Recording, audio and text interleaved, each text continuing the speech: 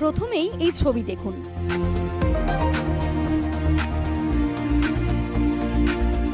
গা জ্বালা গরম থেকে বাঁচতে ঠান্ডা জলে এভাবেই জ্বালা জুড়োচ্ছে কাজিরাঙ্গার বন্যপ্রাণীরা।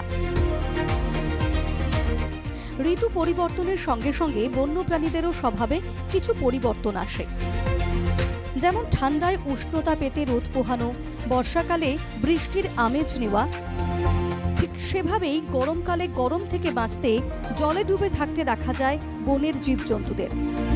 কাজিরাঙ্গা জাতীয় উদ্যানে প্রায় সব জীবজন্তুদেরই দেখা গেল গরম থেকে একটু নিস্তার পেতে জলকেলি করতে।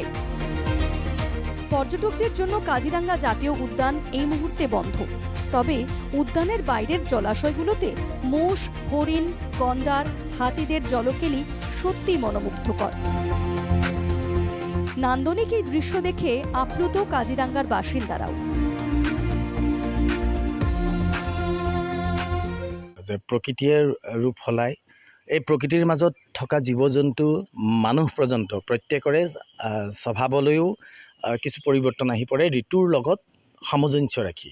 এতিয়া গ্ৰীষ্ম ঋতু স্বাভাৱিকতেই প্ৰচণ্ড গৰমৰ দিন, গৰম, আৰু এই গৰমত যেনেকৈ আমি মানুহে বিভিন্ন নদী বা জলাশয়সমূহলৈ গৈ আমি শীতল পানীত আমি নিজকে আবদ্ধ কৰি ৰাখি ভাল পাওঁ, ঠিক একেই ক্ষেত্ৰত জীৱকুলৰো একেই হয়। আৰু এইকণ সময়ত ৰাষ্ট্ৰীয় উদ্যানৰ ভিতৰচৰাত য'ত আমি বাহিৰৰ পৰা কিছু অংশত আমি দেখা পাওঁ যে এক সুন্দৰ দৃশ্য আমি দেখিবলৈ আমি সক্ষম হওঁ, কাৰণ সেয়া আমি জলকেলি বুলি শব্দটো আমি ব্যৱহাৰ কৰিব পাৰোঁ। আমাৰ বাবে নিশ্চয় এয়া জলকেলি, কাৰণ জীৱ জন্তুবিলাকে সেই পানীৰ মাজত নিজকে বুৰাই ৰাখি সাঁতুৰি নাদুৰি গ্ৰীষ্মৰ পৰা নিজকে পৰিত্ৰাণ পাবৰ বাবে আচলতে পানীত তেওঁলোকে আশ্ৰয় লয়, আৰু সেয়াই আমাৰ বাবে হৈ পৰে জলকেলি। ই সঁচাকৈ বৰ অতি সুন্দৰ দৃশ্য।